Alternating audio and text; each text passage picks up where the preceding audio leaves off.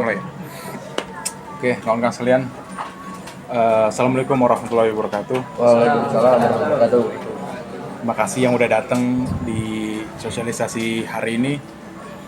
Hari ini gua nggak sendirian. Gua bersama kelompok PAIS. Kelompok PAIS ini nanti akan membahas soal toleransi, sedangkan gua membahas soal pentingnya bertuhan dalam hidup. Dan juga ada kelompoknya Omar yang membantu dalam pengurusan pelaksanaan event ini gitu ya. Kita berharap semoga event ini bukan menjadi event terakhir gitu ya. Semoga event-event berikutnya kita bisa bikin lagi, karena ini salah satu perkumpulan yang seharusnya ada gitu. Lebih banyak lagi agar anak-anak muda itu punya wadah untuk bercerita, untuk mereka bertanya dan segala macamnya. Pembahasan kita hari ini merupakan pembahasan yang cukup bisa dibilang pembahasan yang cukup fundamental ya, cukup mendasar, dimana dari kita kecil sampai kita besar sekarang kan kita cukup kental dengan yang namanya agama itu kan. Cuman sayangnya orang itu banyak yang menuhankan agamanya dibanding Tuhan itu sendiri. Nah, di sini kelompok gua perwakilan dari kelompok gua ingin memberitahu bahwasannya ketika kita beragama itu bukan berarti kita menuhankan agama itu. Ketika kita beragama artinya kita menuhankan Tuhan melalui jalur agama. Karena kan agama itu metode. Dan kaitannya dengan toleransi adalah hasil dari seseorang ketika sudah bertuhan. Kenapa orang itu bisa tidak toleran? Karena dia itu hanya berfokus pada hukum-hukum secara tertulis, kayak misalkan ini halal, ini haram, ini begini, tapi dia melupakan yang namanya konteks. Nah, di sini gue bakal ngebahas soal konteks itu. Tetapi sebelum gue jauh ke sana, gue pengen mulai dari awal, yaitu dari boleh dibuka PPT-nya yang udah gue kirim di grup. Oke, siap. Ya, boleh dibuka. PPT ini gue bikin melalui dari banyaknya riset, dari banyaknya jurnal yang gue kumpulin, dan gue mengedepankan jurnal-jurnal ilmiah ya. Gue mengedepankan sains dan juga psikologi. Karena kenapa? Agar kita mengenal sudut pandang agama dari sudut pandang sains ataupun psikologi. Karena selama ini kan kita cuma melihat agama secara hadisnya seperti ini gitu ya, atau tafsirnya seperti ini gitu. Itu kan masih dalam lingkup agama. Tapi bagaimana caranya kita berbicara dengan orang yang tidak beragama tapi kita pakai bahasa kayak dalam Al-Qur'an seperti ini? Ya, mereka nggak baca itu. Mereka nggak percaya itu, dan terkadang kita tidak memiliki ukuran untuk membuktikannya. Makanya di sini gue membawa jurnal-jurnal sains atau jurnal-jurnal psikologi atau jurnal-jurnal antropolog untuk dijadikan bahan agar bisa dibuktikan dan terukur gitu ya. Bukan berarti agama tidak terukur dan tidak bisa dibuktikan. Tapi itu pembahasan kita di lain hari nanti gitu ya. Kita mulai dari di slide kedua.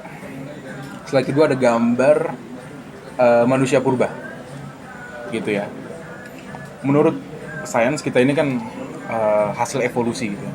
Dan kalau kita pengen tahu bagaimana sih pemikiran para Homo sapiens zaman dulu gitu, pemikiran orang-orang purba segala macam, dan bagaimana mereka berperilaku sehingga bisa menciptakan kita sekarang. Mungkin gue sedikit cerita aja kali ya. Zaman dulu itu manusia purba setelah mereka berburu seharian, ketika sore hari mereka itu mencari bukit yang paling tinggi untuk melihat matahari terbenam. Para antropolog di sini setuju bahwasanya manusia itu setelah dia melakukan aktivitas sehari-harinya, dia membutuhkan ketenangan untuk kembali lagi kepada dirinya, kepada jiwanya. Maka dari sini kita bisa lihat bahwasanya ketenangan merupakan salah satu kebutuhan pokok, gitu ya, salah satu kebutuhan pokok manusia untuk melanjutkan kehidupan, gitu. Dan apakah itu berubah ketika evolusi itu terus berlangsung sampai sekarang gitu? Kan kita itu Homo sapiens ini, for information, Homo sapiens ada di slide berikutnya. Homo sapiens itu udah ada 350.000 tahun yang lalu. Nah, selama 350.000 tahun lalu itu apakah ada perubahan secara sistem otaknya? Itu nggak ada perubahan kan, Pak? Dari zaman dulu sampai zaman sekarang, dari Homo sapiens pertama sampai sekarang nih, sistem otaknya atau cara kerjanya itu nggak berubah, tetap seperti itu. Seperti yang di sini yang tertulis, sistem otak Homo sapiens di 350 tahun yang lalu dengan bayi yang baru saja lahir kemarin sore itu tidak memiliki perbedaan sedikit pun. Perkembangan itu juga bisa maju karena respon atas tantangan alamnya seimbang. Jadi ketika Homo sapiens atau manusia-manusia purba itu membuat perkakas dari batu segala macam itu semua dan masuklah ke zaman batu gitu ya, itu adalah respon atas tantangan alam. Bayangin aja kalau mereka nggak menemukan kapak atau mereka nggak menemukan pisau, mereka harus makan daging langsung dari kulit-kulitnya tuh kan. Dan juga memang secara sejarahnya manusia itu menghabiskan kurang lebih 8-12 jam untuk mengunyah dalam setiap harinya. Setelah ditemukannya api, setelah Homo sapiens itu bisa mengetahui bagaimana caranya menciptakan api, itu berkurang menjadi 2 jam. Nah, ketika waktunya semakin dikit, maka waktu nganggurnya makin banyak. Ketika waktu nganggurnya makin banyak, maka di sana makin banyak diskusi, makin banyak obrolan, dan disitulah perbincangan mulai tercipta. Dan di sana mulai bahasa-bahasa mulai muncul segala macam. Di api unggun gitu, sambil bakar, sambil makan. Itu tuh dari dulu udah ada tradisi api unggun tuh udah dari zaman nenek moyang kita dulu ketika api itu ditemukan. Itu ketika di sini saya tulis ketika manusia purba menciptakan tombak dan perkakas lainnya yang terbuat dari batu untuk memudahkannya dalam berburu, dan juga manusia modern yang membuat smartphone untuk memudahkannya dalam berkomunikasi lintas ruang dan waktu. Ini merupakan respon dari alam tersebut. Kalau menurut jurnalnya Joseph Toynbee di tahun 1960-an kalau nggak salah, 1960 1950-an, itu ada jurnal mengatakan peradaban itu tercipta karena respon atas alam itu seimbang. Jadi kayak misalkan contohnya di zaman Mesopotamia. Mesopotamia itu dia di tengah gurun pasir, jarak-jaraknya jauh segala macam. Dan kalau misalkan mereka tidak punya kendaraan atau punya suatu benda yang bisa mobilitas tinggi, tidak segala macam itu kesusahan kan. Misalkan dia bawa barang hasil pertanian atau bagaimana segala macam, maka terciptalah roda di sana pertama kali di zaman Mesopotamia. Dan disitulah terus berkembang segala macam. Jadi evolusi otak kita itu mengikuti alam, gitu ya. Jadi alam itu alam tidak mungkin mengikuti kita, tapi kita yang mengikuti alam. Dalam spiritualisme pun juga seperti itu.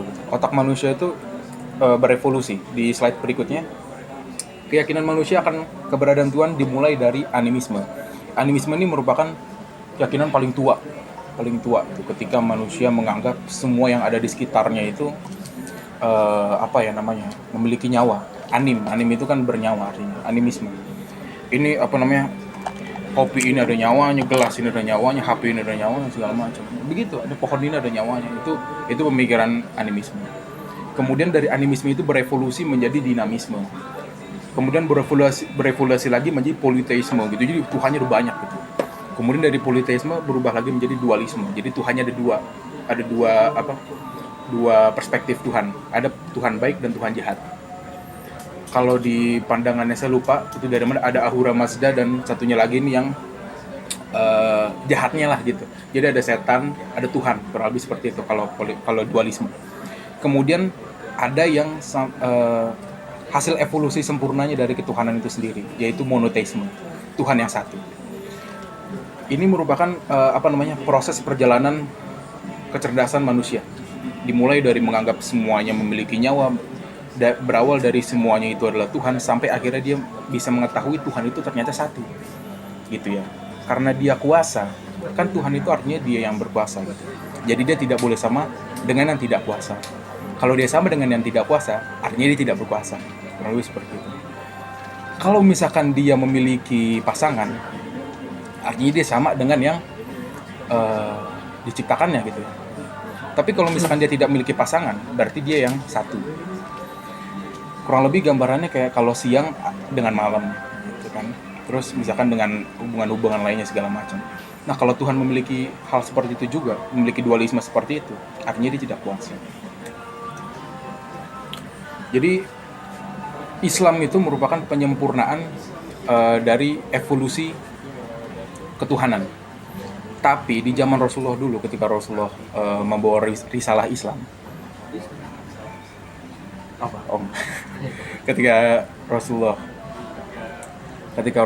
membawa risalah Islam, di tengah-tengah masyarakat masih berpemahaman animisme, bahkan bisa dibilang politeisme. Zaman dulu itu di Ka'bah itu sekelilingnya banyak berhala ya.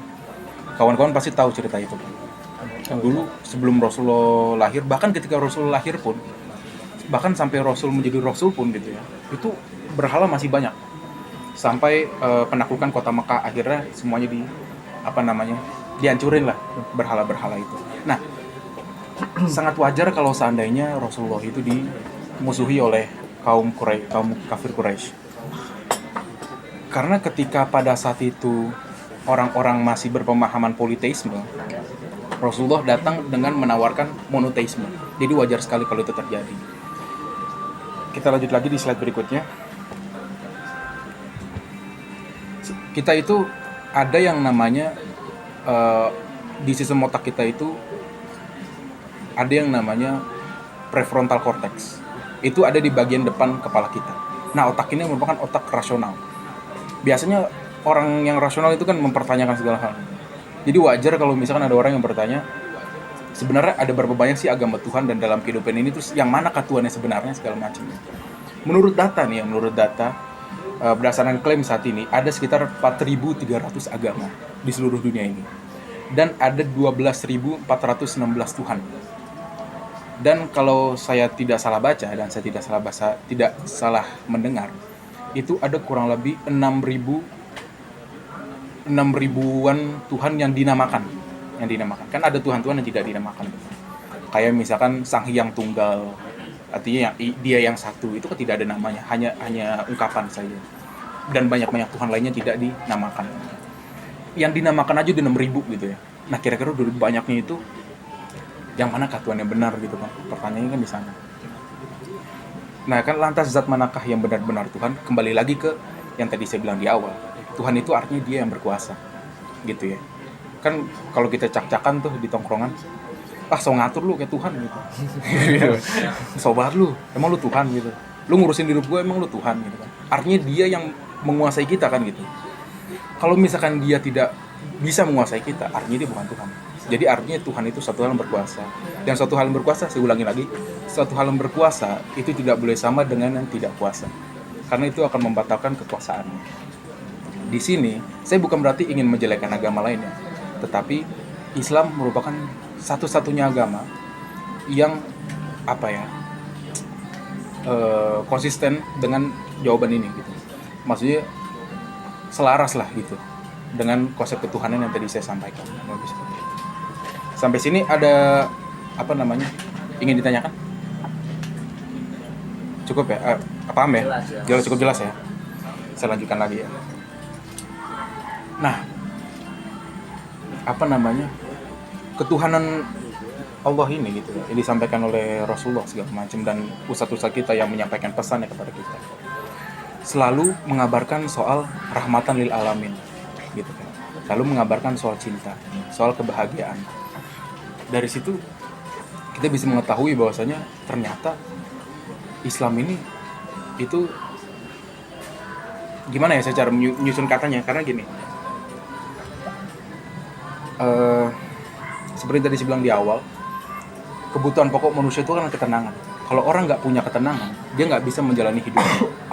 Jadi orang itu harus senang, orang itu harus bisa berdamai dengan dirinya.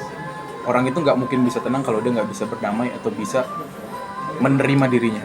Kurang lebih seperti itu. Kalau kita ingin bahagia, kita harus senang dulu. Dan itu juga udah disampaikan di dalam Al-Quran gitu ya. Kalau lu pengen masuk surga, maka lu harus bahagia gitu ya. Saya lupa surat apa aja yang itu, mutmainah. Ya ayat Tuhan nafsul Al-Fajr ya, di akhir surat Al-Fajr. Di situ dibilang ya ayat Tuhan nafsul mutmainnah, wahai jiwa-jiwa yang tenang. Irji ila rabbika radiyatan mardiyah. Kembalilah kepada Tuhanmu dengan keadaan kamu rela dan aku rela. Jadi di sini bukan cuman nah ini saya harus pelan-pelan di sini. Terkadang kita cuman bilang apa namanya, apakah Tuhan meridhoi kita gitu ya? Jawabannya adalah sekarang lu masih napas gak gitu. Jawabannya itu aja. Sekarang lu masih napas gak gitu. Sekarang lu masih napas, sekarang lu masih kuliah. Sekarang nih kita masih nongkrong, kita masih diskusi segala macam. Artinya ini merupakan bukti Tuhan mengizinkan kita melakukan hal ini semua. Ketika Tuhan mengizinkan artinya Tuhan meridhokan. Kurang lebih seperti itu. Ya itu nafsumu irjila rabbika wa tamardia. Datanglah padaku dengan keadaan kamu rela dan aku rela gitu. Artinya Tuhan itu udah rela duluan sama kita. Pertanyaannya, apakah kita rela dengan Tuhan? Apakah kita ridho dengan Tuhan? Terkadang kita nggak ridho sama Tuhan. Kita ngerasa, hidup ini nggak adil. Apakah itu bentuk keridoan? Kenapa gue begini gitu? Temen gue begini, kenapa gue nggak gini gitu segala macam. Ini kayaknya Tuhan nggak adil segala macam. Nah itu kan bentuk ketidakridoan kita. Artinya kita harus ridho dengan apapun yang Tuhan berikan kepada kita. Karena Tuhan tuh udah ridho sama kita. Jangan sampai Tuhan itu cintanya bertepuk sebelah tangan gitu. Jangan sampai seperti itu. Waduhuli fi ibadi, waduhuli fi ibadi, waduhuli jannati. Intinya di situ, dan masuklah kamu ke dalam surgaku. Jadi waduhuli fi ibadi. Ibadi itu kan jadi kamu jadilah hambaku, kurang lebih seperti itu. Waduhuli jannati, masuklah kamu dalam surgaku. Dan juga dikuatkan lagi di slide berikutnya, yaitu alladzina amanu wa tatma'innul qulubuhum ala bizikrillah. Ala bizikrillah tatma'innul qulub. Yaitu orang-orang yang beriman dan hati mereka menjadi tentram dengan mengingat Allah. Jadi di sini udah dikasih tahu nih, kalau misalkan lu mau tenang, tadi kan gue bilang tuh, kebutuhan pokok manusia itu adalah tenang. Kalau dia nggak tenang, dia nggak bisa menjalani kehidupan. Kita semua setuju itu. Oke, kita semua setuju itu. Karena kita semua mengalami kehidupan kan. Sadar kan kalau saya langsung masih hidup kan hari ini kan. Nah, gak mungkin kawan-kawan sekalian itu bisa menjalani kehidupan kalau kawan-kawan nggak tenang. Sekalipun kawan-kawan sekalian sedang hidup, tapi gak tenang, pasti kawan-kawan sekalian merasa mati. Dalam maksud, kok hidup gue hampa ya? Gue nggak ngerasa kayak hidup gitu. Nah, di sini Al-Quran udah ngasih tahu gimana sih caranya tenang. Itu dengan ala bizikrillah, dengan mengingat Allah. Ala bizikrillah tatma'innul qulub. Hanya dengan mengingat Allah, hati menjadi tentram. Tapi gimana sih caranya agar selalu ingat Tuhan, kan gitu pertanyaannya kan. Sebenarnya gini kawan-kawan sekalian. Kita lanjut lagi ya perbincangan kita malam hari ini. Kita lanjut di slide yang membahas bagaimana caranya agar selalu ingat Tuhan. Ada di slide berikut tadi. Sebenarnya gini kawan-kawan sekalian. Kita itu tidak mungkin kita tidak bisa mengingat Tuhan, karena sangat gampang untuk mengingat, untuk selalu mengingat Tuhan itu sangat gampang sebenarnya. Melalui hukum kausalitas gitu. Kalau secara Wikipedia gitu, secara bahasa, hukum kausalitas atau hukum sebab akibat adalah prinsip dasar yang menyatakan bahwa setiap akibat pasti memiliki sebab dan setiap sebab pasti akan menimbulkan akibat. Dalam bahasa sederhana ini berarti tidak ada asap tanpa api, atau segala sesuatu ada penyebabnya. Artinya kita itu harus dalam berpikir itu jangan sampai berhenti ketika dari mana handphone ini berasal gitu. Handphone ini berasal dari pabrik, selesai. Enggak, terusin lagi. Kita kalau melihat itu coba terusin lagi. Kayak misalkan dari mana asal handphone ini, dari mana asal meja ini, dari mana asal laptop ini? Asalnya dari pabrik. Nah, pabrik asalnya dari mana? Dari manusia. Manusia itu asalnya dari mana? Dari bapaknya. Bapaknya dari mana? Dari bapaknya terus sampai kalau dalam Quran kita sepakati Nabi Adam. Nah, seluruh Nabi Adam siapa? Kan gitu. Nggak ada siapa-siapa lagi kan. Kita lihat siapa yang menciptakan Nabi Adam itu. Yang menciptakan Nabi Adam adalah Allah Subhanahu wa taala. Jadi sebenarnya kita cara ngeliatnya kayak gitu. Cara untuk selalu mengingat Tuhan itu seperti itu. Kita melihat segalanya secara asal muasal pertamanya gitu. Jadi semua ini terjadi, semua ini ada sekarang ini merupakan akibat dari sebab adanya Tuhan atau sebab adanya Allah. Nah, seperti itu. Jadi seperti tadi saya bilang di awal, tidak mungkin kita tidak bisa atau bahkan dalam sedetik pun kita melupakan Tuhan. Tidak mungkin kalau kita cara berpikirnya seperti tadi itu. Gitu ya. Kemudian di slide berikutnya ini ada dampak-dampak yang akan terjadi kalau seandainya kita tidak tidak bertuhan dalam arti kata seperti itu. Gini kawan-kawan sekalian, perlu saya kasih tahu dulu bahwasanya sistem otak kita itu tidak didesain untuk membedakan benar dan salah. Otak kita itu didesain untuk bertahan hidup selama mungkin. Itu sebabnya kita itu tidak apa ya namanya? Kita itu lebih condong untuk mencari jawaban yang buat kita nyaman. Kita tuh lebih condong mencari jawaban yang membuat kita itu merasa baik-baik saja segala macam. Dan yang kita pilih itu menjadi standar moral kita. Nah, di sini agama itu menyajikan atau namanya apa? Memberi sebuah standar yang cukup humanis gitu kan. Jadi Islam itu kan intinya apa ya? Keselamatan gitu kan. Cinta, rahmatan lil alamin. Bagaimana caranya kita cinta kalau seandainya kita tidak saling yang gitu. Nah, saling itu kan kita harus saling mengerti, kayak misalkan gue mengerti lu ngerti gue. Itu diajarkan dalam Islam. Kalau misalkan kita menjadikan Islam menjadi standar moral kita, itu merupakan keputusan yang baik. Gitu. Di sini yang pertama tidak ada sistem dan keteraturan. Nah, agama Islam itu merupakan agama yang paling susah dan paling tidak mungkin untuk dipisahkan dari kehidupan sehari-hari kita. Dari kita melek sampai kita merem, itu kita diatur gitu. Bukan diatur, maksudnya kita diajarin. Kita melek, kita diajarin doa baru bangun tidur sudah doa kan gitu. Cuman Islam doang yang begitu. Yang artinya Islam itu sangat peduli dengan kita semua. Sangat peduli dengan kehidupan kita. Makanya dari kita bangun pun dari kasih tahu tuh, ya kan?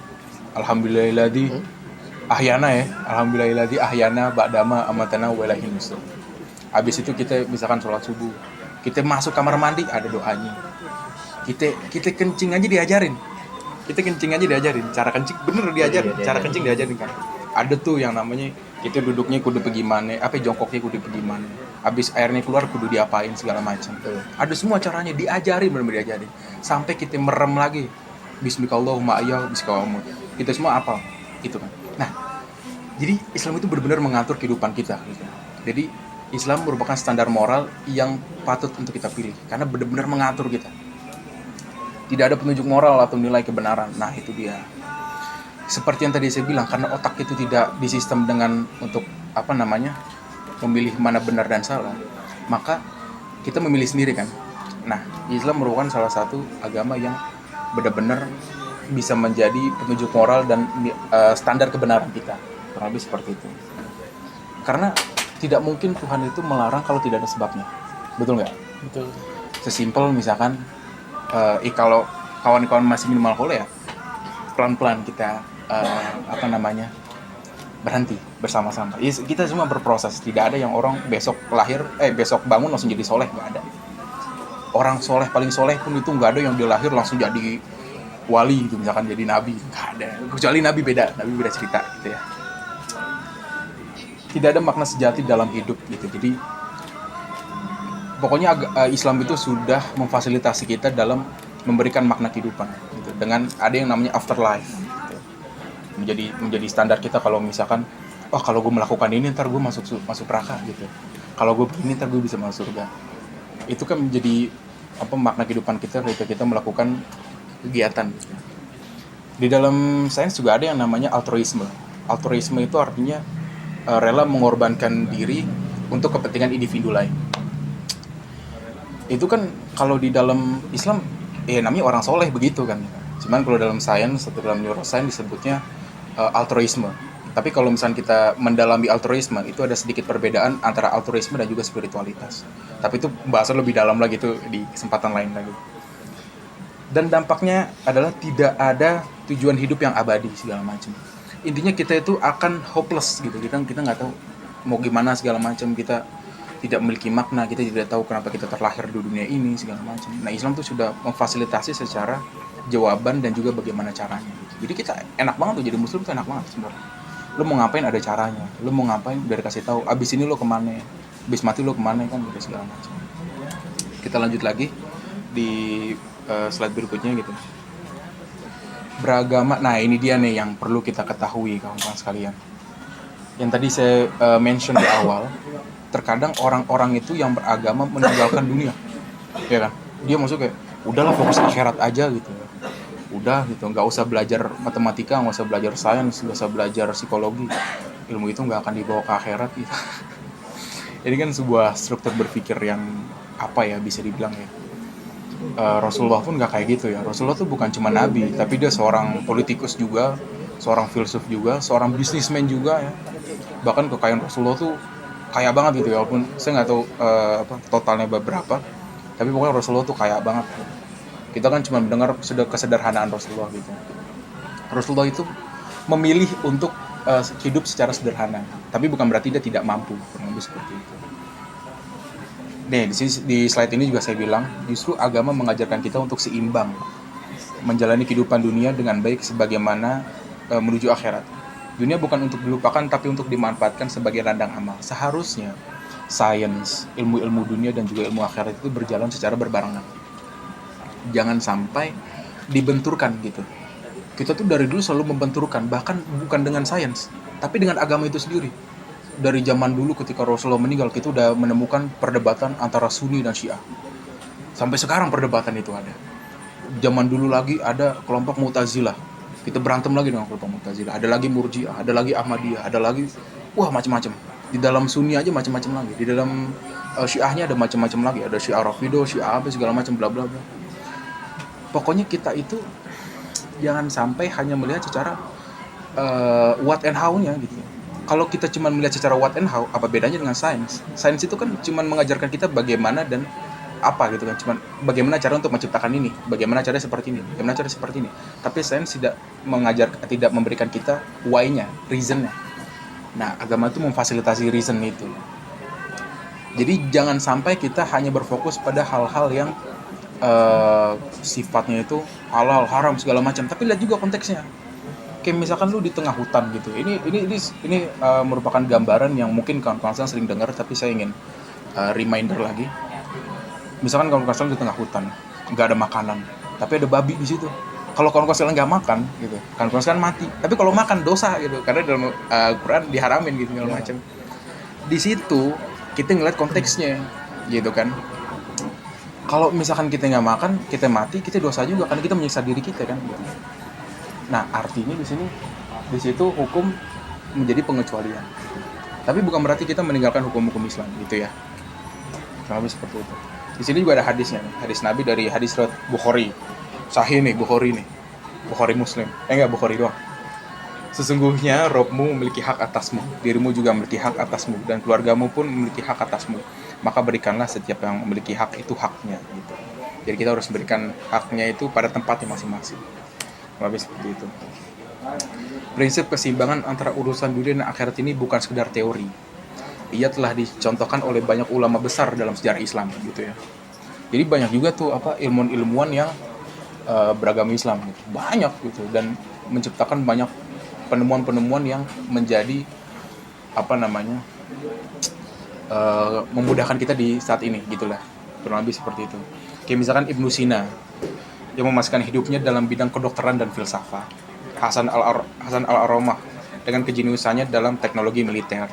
Ada Al-Khawarizmi sebagai pelopor aljabar itu ya, dan sistem angka modern. Kalau seandainya nggak ada Al-Khawarizmi nggak bikin aljabar, kita nggak bisa nih main sosial media gitu ya, karena algoritma itu ditemukan oleh Al-Khawarizmi. Kemudian kan Ibnu Arabi salah satu ulama sufi yang cukup besar ya.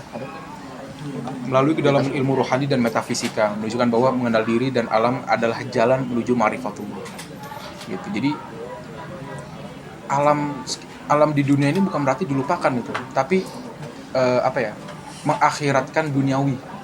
Kurang lebih seperti itu pemahaman Ibnu Arabi. Kayak misalkan niatnya itu kita untuk afterlife. Kayak misalkan kita mau kerja kita itu untuk menghidupi istri sama anak gitu kan. Itu kan bentuk ibadah. Itu merupakan bentuk dari kita mengukhrawikan duniawi, mengakhiratkan dunia gitu. Jadi kita harus selaras gitu, jangan dibenturkan. Kalau dibenturkan capek hidup lo. Kalau gitu lo meninggal aja, mati aja. Kalau mau sini gue bantuin gitu.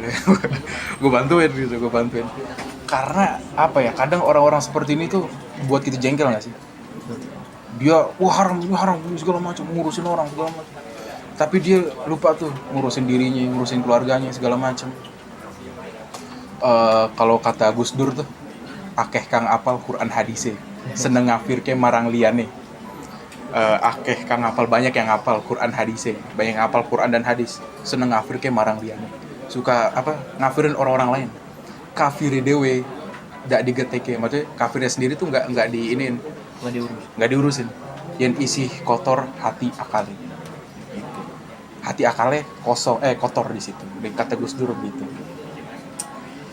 Mereka dan juga ada Jalaluddin Rumi. Nah ini salah satu penyair favorit gue.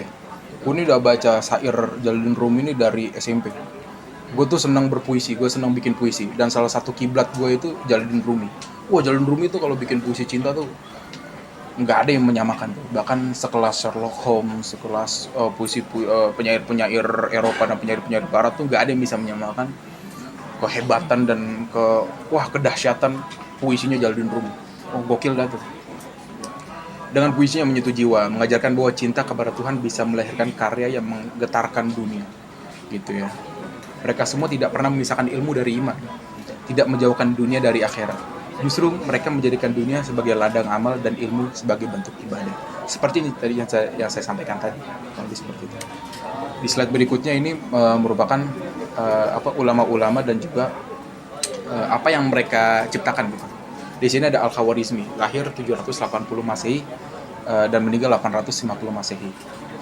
Dikenal sebagai Bapak Al-Jabar dan merupakan salah satu ilmuwan muslim yang berpengaruh dalam sejarah ilmu pengetahuan terutama di bidang matematika, astronomi dan geografi. Jadi Al-Khawarizmi ini sangat sangat berperan penting dalam matematika, astronomi dan geografi. Di sini ada Ibnu Sina, ada Abbas Ibn Firnas.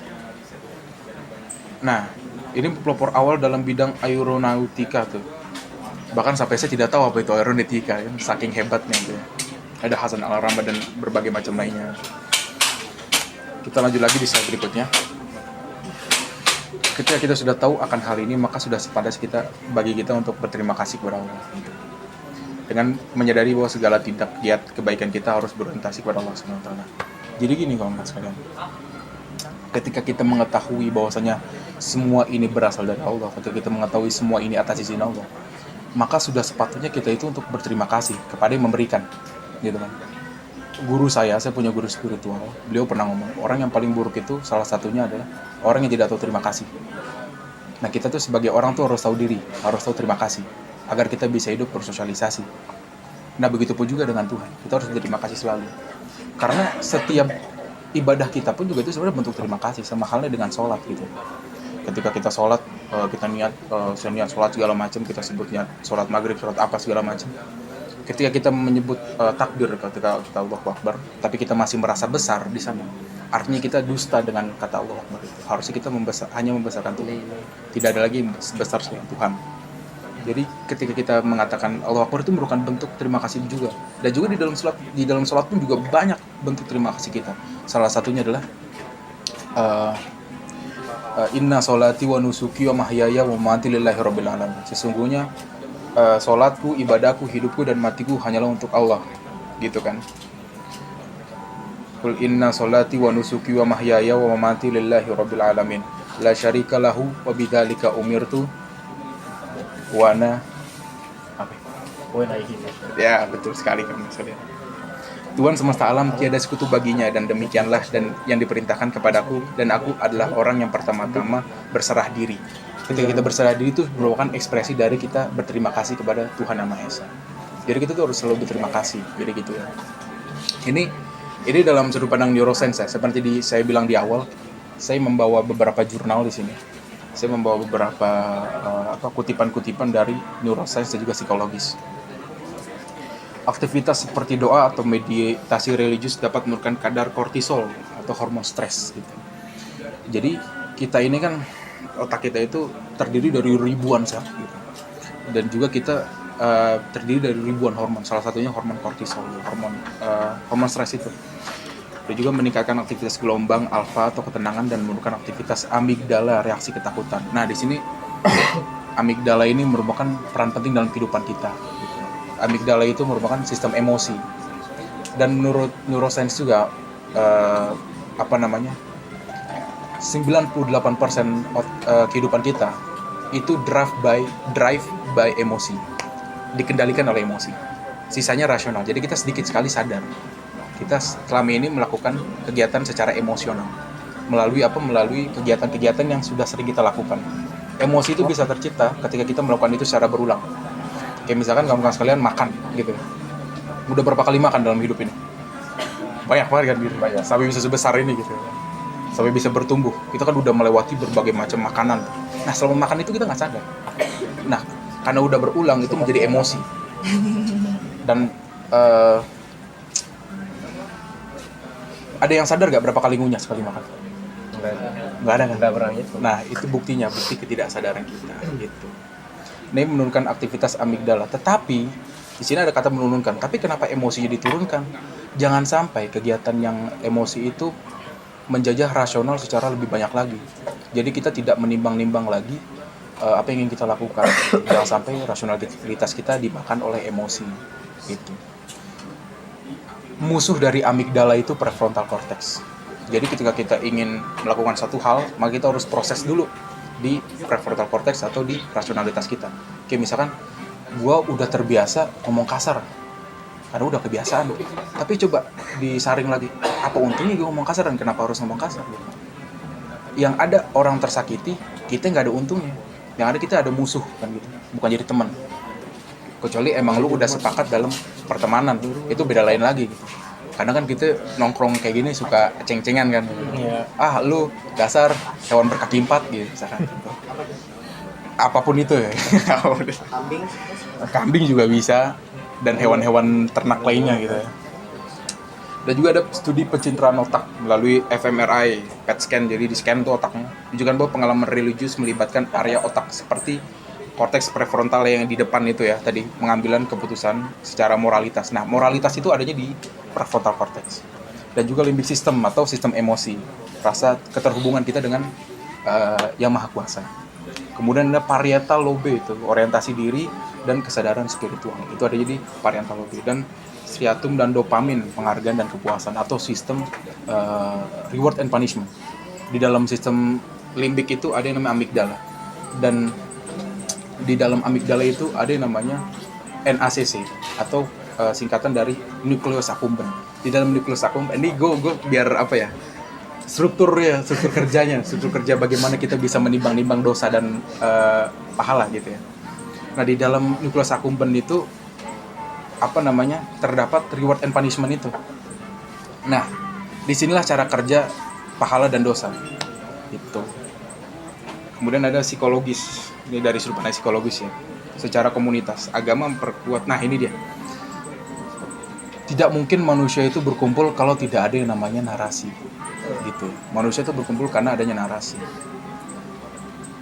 Bahkan orang itu rela mati karena adanya narasi. Di tahun 1945, di tanggal 16 Agustus, nggak ada tuh orang rela mati demi Indonesia. Setelah 17 Agustus, jam 10 pagi, Soekarno memproklamirkan kemerdekaan Indonesia, baru ada tuh suara rela mati demi Indonesia. Itu kan narasi. Nah, itu penting juga, dan agama juga seperti itu, untuk menyatukan komunitas. Dan ada secara moral, makna hidup, dan identitas diri. Ini saya cepat-cepat aja ya, biar kawan kita ini bisa menyampaikan materi berikutnya. Secara kesimpulan, pandangan Islam, neuroscience, dan psikologi menunjukkan bahwa Tuhan dan agama memiliki peran penting dalam kehidupan manusia. Seperti saya bilang tadi, jangan sampai kita membentur-benturkan antara agama dan juga sains. Seharusnya sains dan juga agama itu berjalan berbarengan, gitu ya. Bahkan kalau saya ingin memperkecil lagi skupnya dan saya ingin lebih lebih fokus lagi, jangan membenturkan keyakinan orang lain dan jangan mengurusi urusan spiritualitas orang lain. Karena spiritualitas itu sifatnya privacy.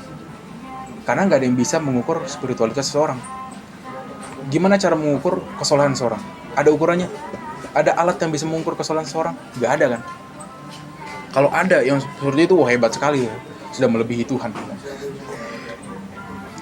Dalam Islam, iman kepada Allah memberi ketenangan, arah hidup, dan keselamatan dunia akhirat. Neuroscience menunjukkan bahwa praktik keagamaan berdampak positif pada otak dan kesehatan mental. Nah, kalau misalkan kita memiliki masalah mental, coba lihat bagaimana kita itu beragama. Di dalam Al-Quran dibilang sholat itu menjauhkan perilaku keji dan mungkar. Saya lupa ayatnya apa, tapi itu ada di dalam Al-Quran. Dan saya lupa di bagian mana, tapi saya yakin itu ada. Gitu ya. Sholat menjauhkan perilaku keji dan mungkar. Tapi gimana kalau misalkan orang udah sholat tapi masih melakukan keji dan mungkar? Ya masalahnya di sholatnya itu. Lu gimana pas sholat? Seperti tadi saya dibilang, ketika lu sholat, lu orientasinya apa? Apakah orientasinya lu pengen dilihat orang? Apakah orientasi lu biar gue sholat deh, biar nanti gue dipandang baik segala macam? Atau misalkan gue bisa mendongkrak nama gue di komunitas segala macam? Itu kan orientasi kita bukan untuk Allah kan. Bahkan kalau bisa saya mengajak kawan-kawan sekalian untuk ketika kita beribadah, kita harus secara penuh kecintaan. Ketika kita penuh cinta, itu tidak ada orientasi lain selain yang kita cintai. Kalau seandainya kawan-kawan sekalian masih berharap surga dan beribadah untuk tidak masuk neraka, artinya di situ orientasinya adalah surga dan neraka, bukan Tuhan. Seperti yang saya bilang, ketika kita beragama, jangan sampai kita menuhankan agama. Itu seharusnya agama menjadi kendaraan kita agar kita bisa lebih menuhankan Tuhan, kurang lebih seperti itu. Jadi agama itu sangat membantu dalam kesehatan mental, seperti yang tadi di ayat itu, sholat itu menjauhkan perilaku keji dan mungkar. Jadi kita perhatikan lagi ketika kita beribadah, niat kita tuh bagaimana, karena kan innamal a'malu, itu kan kita semua tahu itu. Tapi coba kita pahamin betul hadis itu, kita pahamin betul kata-katanya itu dari innamal a'malu binniyat, semua tergantung niatnya segala macam. Dan sangat bermanfaat untuk menurunkan stres gitu, karena sholat merupakan salah satu meditasi yang dia lanjut ya. Lalu yang di periode ketiga ini perang puasa itu terjadi besar-besaran. Yang awalnya cuma saling mengejek, menghina antara umat Kristen dan umat Islam, bisa mengakibatkan 1.000 orang meninggal. Dan ribuan rumah, sekolah, tempat ibadah tuh dirusak. Nah, dari peristiwa ini tuh kita bisa belajar kalau kita tuh perlu saling toleransi antar umat beragama. Dan ya balik lagi kayak tadi lah, Indonesia tuh bukan condong ke satu agama ya, tapi punya 6 agama yang diakui oleh pemerintah. Jika kita hidup berdampingan antara umat satu dengan umat yang lain, kan pasti hidup lebih enak, lebih damai. Lalu ada pentingnya toleransi ya agama ini. Jadi toleransi itu fondasi penting buat kita menciptakan hidup dan kehidupan yang damai dan aman gitu, rukun. Karena semua umat manusia tuh berhak memiliki kehidupan yang damai dan hidup tenang dengan keyakinannya masing-masing.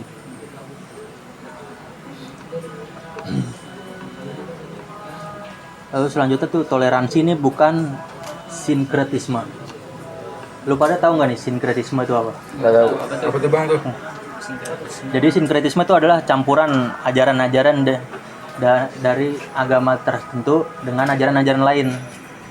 Nah, toleransi itu bukan itu ya.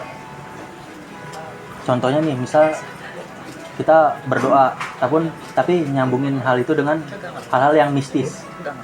Itu nggak boleh. Dan kita mencampurkan antara agama ini dengan ini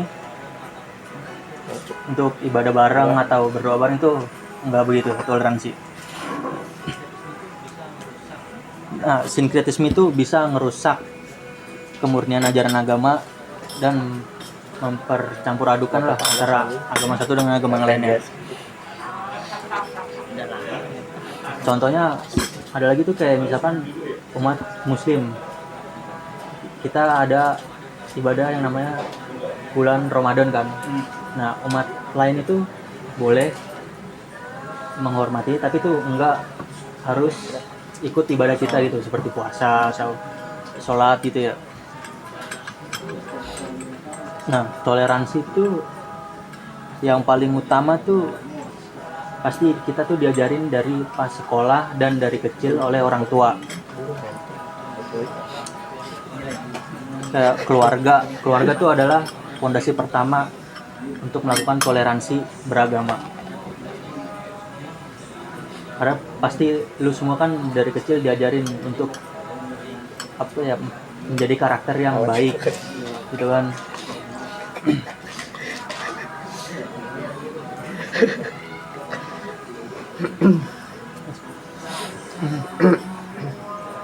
Lalu seterusnya tuh ya ada di toleransi yang diajarin di sekolah.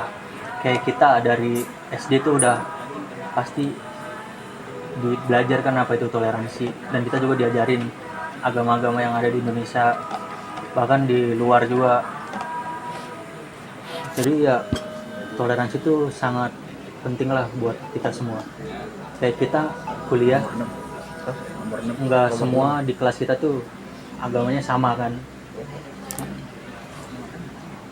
pasti ada yang beda antara satu dengan yang lain.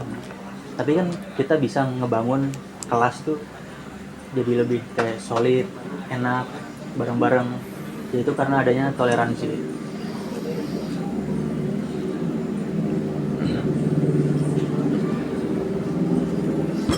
Jadi ya kesimpulannya tuh toleransi tuh bakal kuat kalau kita tuh satu sama lain tuh saling menghormati, saling merangkul, tapi enggak mengikuti ajaran antara satu dengan yang lainnya.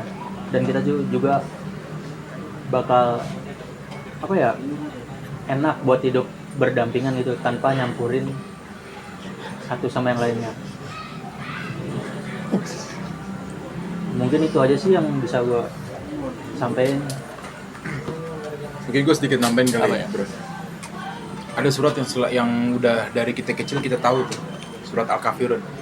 Kita semua hafal lah tuh, dari kita kecil kita selalu baca surat itu kan. Kalau kita mau sholat pun itu salah satu surat yang kita baca karena ayatnya dikit dan mudah dihafalkan. Ya terakhirnya kan disebutin lakum dinukum waliyadin, ya kan? Bagimu agamamu, bagiku agamamu. Jadi situ di Al-Quran disebut apa? Ngajarin kita buat yaudah hidup masing-masing aja. Gue dengan keyakinan gue, lu dengan keyakinan. Kalau lebih seperti itu. Nah kita langsung ke sesi tanya jawab kali ya. Nah kita langsung sesi tanya jawab.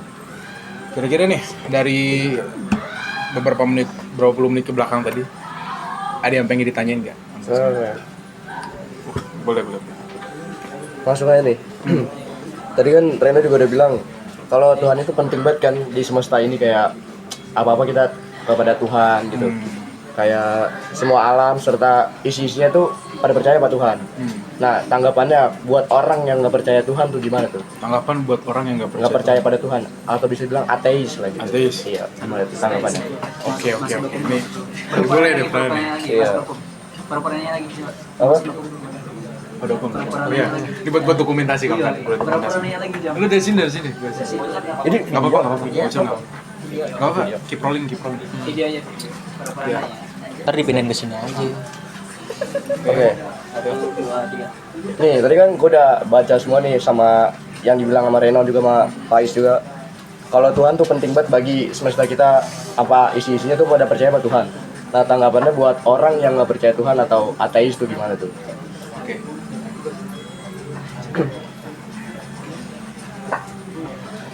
Lanjut. Jawab. Gini ya. Udah, oke, gue jawab ya. Tuhan itu, arti kata Tuhan, selain dia yang berkuasa, Tuhan itu juga bisa diartikan sebagai yang kita yakini, gitu ya. Nah, kalau misalnya kita juga memahami Tuhan secara yang kita yakini, pada dasarnya tuh sebenarnya nggak ada orang yang nggak bertuhan sebenarnya. Orang ateis pun tuh sebenarnya bertuhan. Dia menuhankan dirinya sendiri. Sebenarnya tuh itu merupakan bentuk spiritualitas dia terhadap dirinya sendiri. Jadi kita nggak usah ngurusin spirit yang tadi saya bilang, nggak usah mengurusin keyakinan orang lain. Kalau ada orang ateis gimana? Ya udah nggak apa-apa. Ya udah itu dia dengan keyakinan dia. Kita nggak usah ngurusin keyakinan dia. Kita fokus dengan diri kita gitu. Jangan sampai kita, wah dasar lu ateis. Ya udah nggak apa-apa. Mungkin dia belum menemukan. Orang itu kan perlu jawaban, perlu reason. Nah orang itu kadang dalam menemukan reason itu membutuhkan rasional. Di dalam kata rasional itu ada kata rasio. Nah rasio itu kan ukuran pengetahuan kita, ukuran knowledge kita. Dan tiap orang itu memiliki knowledge atau ukuran yang berbeda-beda, kan gitu. Jadi eh, mungkin ada orang yang cukup dengan sebutan, dengan bilang ada kok Tuhan, buktinya apa? Nih ada di dalam Quran, ini ada logikanya segala macam seperti ini. Ada orang yang cukup dengan itu, tapi ada orang yang nggak cukup dengan sekedar seperti itu. Jadi gitu ya Pak Mas.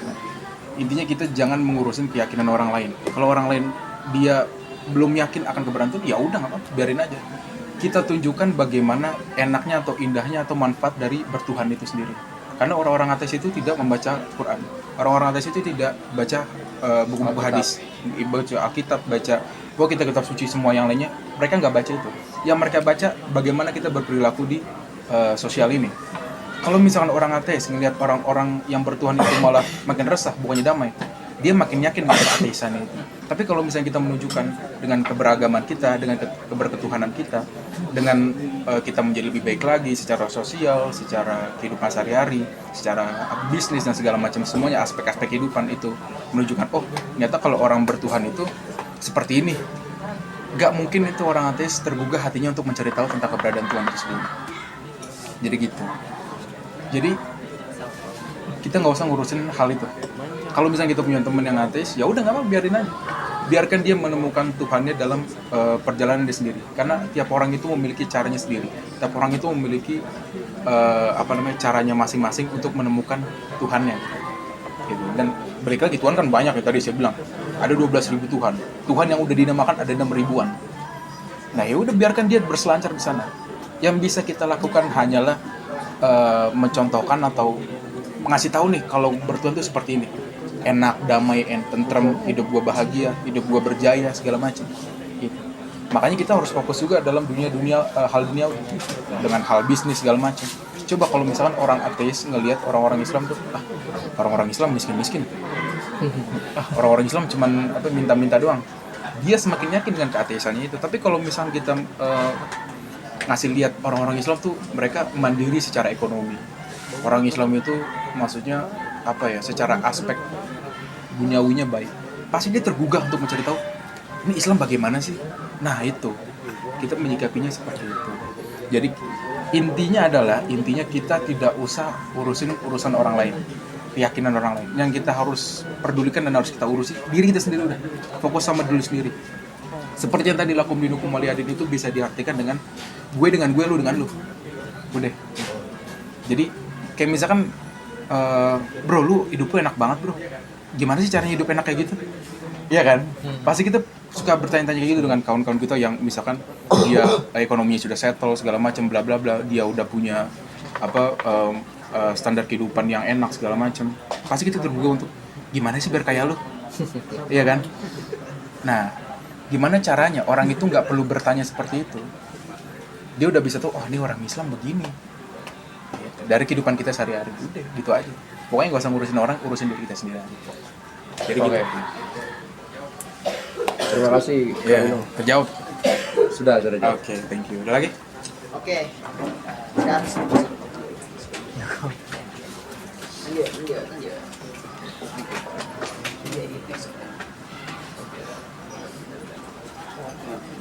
Oke, sekarang pertanyaan dari gue ya. Menurut lo, kenapa penting untuk menyadari bahwa dunia adalah sarana mendekatkan diri kepada Allah, bukan tujuan akhir? Oke.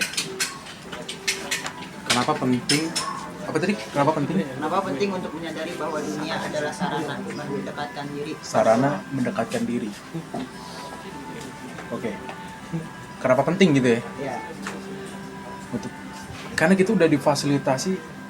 Sebenarnya gampang tau, sebenarnya lebih gampang masuk surga dibanding masuk neraka, ibaratnya bahasanya gitu. Kita kalau mau masuk surga itu dengan kita berperilaku baik dengan sekitar aja tuh, itu udah dapat pahala gitu. Sedangkan kita kalau mau dosa, kita harus keluar duit dulu tuh. Misalnya kita mau minum alkohol, kita keluar duit dulu, ya kan? Kita mau diskusi, kita keluar duit segala macam. Sedangkan kalau kita mau berbuat baik, kita nggak perlu keluar duit pun kita bisa dapat gitu. Jadi penting sekali tuh agar kita menyadari kayak, oh ternyata Islam itu bukan hanya soal spiritualitas doang, tapi juga soal aspek sosialnya juga. Diajarin juga seperti yang tadi saya bilang gitu, dari melek mata sampai